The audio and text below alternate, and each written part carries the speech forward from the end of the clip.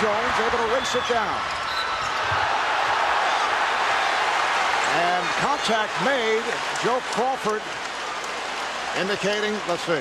Yep, that actually just happened. You're not seeing things. In the 2005 Eastern Conference Finals, in a Game 7 between the Detroit Pistons and the Miami Heat, the Pistons held a 3-point lead with 20 seconds left. Damon Jones of the Miami Heat gained control of the ball with Chauncey Billups crowding him. And that's when infamous referee Joey Crawford straight up pushes Damon Jones out of bounds and calls the foul on Billups, who is understandably flabbergasted by what just happened. But then again, this is 2005 footage, so we may not have the full story from this 240p video clip. So luckily we do have a replay from the TNT's broadcast. And a little bump right there from Billups.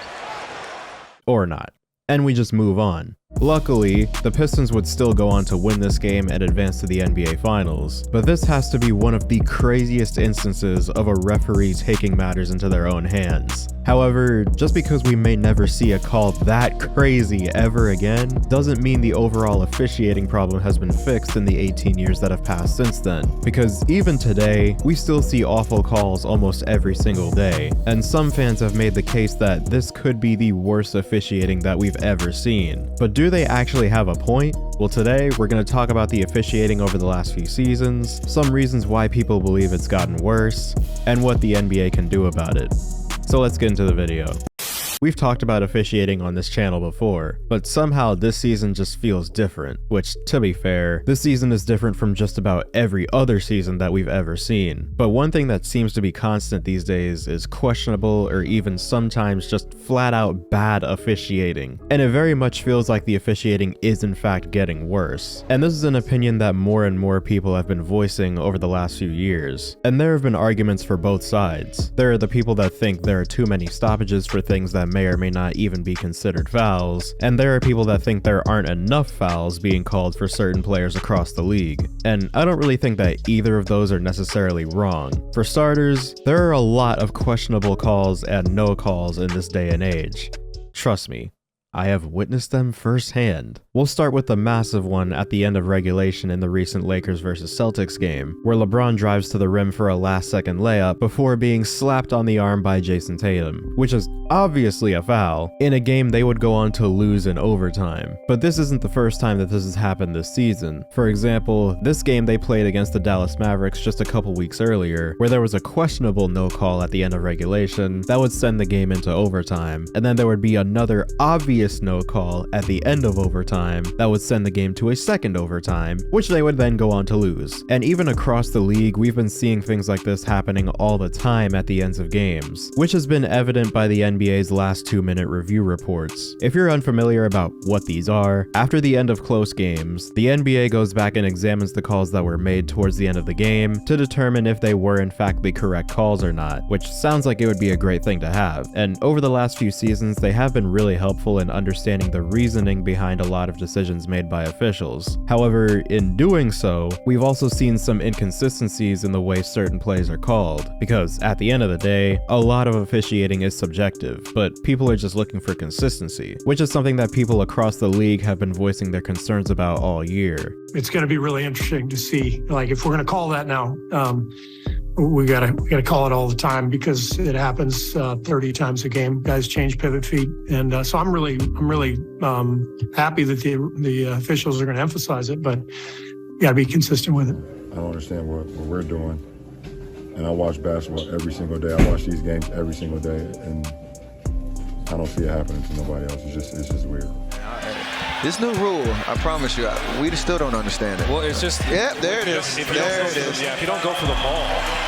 Well, now it's just if it happens in the open court, just yell take foul, and usually And with the inconsistencies, it's pretty easy to see why players are so angry and confused with the officiating recently. But really the only problem we're seeing right now is just that. Inconsistency. This is something that you might be shocked to learn, because when we take a look at the amount of fouls that are actually being called this season, as well as the last few seasons, these years actually rank near the bottom in league history since the NBA began tracking the stat. Fouls are actually being called at a historically low rate, and this further proves that the actual problem is what we talked about earlier, the inconsistency. But there still are those times where it does feel like the officiating is getting worse, and we can point to a couple different reasons why people might think this. For starters, we simply see everything now. With the advancement of technology in just the last decade or so, there are way more cameras now, so there are way more angles of any given play, and everybody has access to the replays, which may be zoomed in, slowed down, and can completely change the perception of a particular play versus seeing it in real time. And with the amount of fail-safes that we have today, on-court reviews, replay center reviews, and now coaches challenges, combined with that advancement of technology, it makes it a lot more difficult to forgive questionable and bad calls today than it might have been just 15 years ago. But there is also a factor that, even with all that, is making the game much harder to officiate: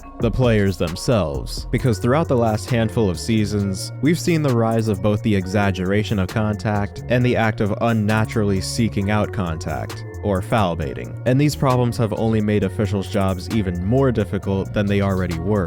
But there's also another factor that only adds on to that, and that's the large amount of faster paced perimeter play that we see in the NBA today. And coming from a fan, that must suck to officiate. Just imagine it. A bunch of fast-moving transition offense combined with a lot more player movement off ball, and then you throw flopping and foul baiting on top of that. And when you look at it like that, it might be a miracle that we even get by with 3 on-court officials in today's game. Although, in switching their focus to a lot of those other factors, some other things that were easier to keep track of in the slower-paced offenses of the 90s and 2000s tend to get ignored. Mainly illegal screens, traveling, and carrying violations. I've already made a couple videos this season about topics similar to this, so if you are interested, feel free to go check those out. But even with all these issues, I'm still not ready to let officials completely off the hook, because like I said before, the increase of technology use has given officials a much smaller margin for error. And that's a big reason why a lot of people are so upset. We have technology that, on command, can let them see every play frame by frame in every possible angle, and yet there are still a handful of times where they get a call wrong. I get it. Officiating is a difficult job, but you also need to be aware of the fact that a mistake at that level can cost a team a game.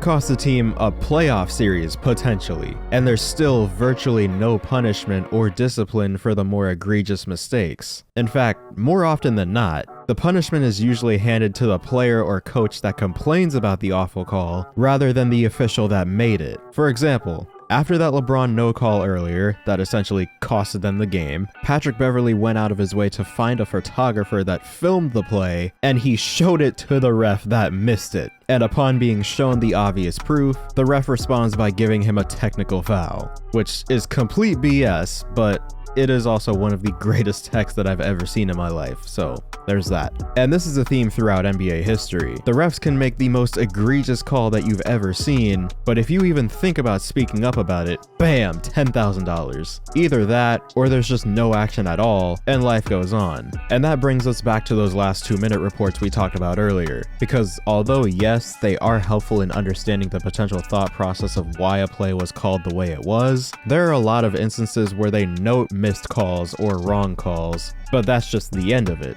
Nothing happens. You can't go back and change it, and it doesn't seem to improve from game to game. Someone actually went through the process of gathering all sorts of data from these reports, mainly how many there were, what teams had the most incorrect calls, things of that nature. It's a great tweet, but one huge thing that I gathered from it was the fact that on average, there are 1 to 2 incorrect calls per close game in the last 2 minutes. One wrong call per minute in such a high pressure situation treatment is simply not acceptable. And most of the time, it's calls that NBA fans instantly realize are already bad. And that's the problem that a lot of people have with them, because a lot of times it's just confirming what we already knew, even though we know that nothing will come of it. And the vibe fans tend to get from officials is simply, they just don't really care that much. This seems to be most evident by their Twitter account, where they answer various questions about certain plays and provide reasoning for why they might have been called the way they were. But the problem that people have with this Twitter account is that they seem to follow a theme of mainly only replying to plays where the correct call was actually made, and they simply just provide more context. Keep in mind, this is the same account that called this Bradley Beal journey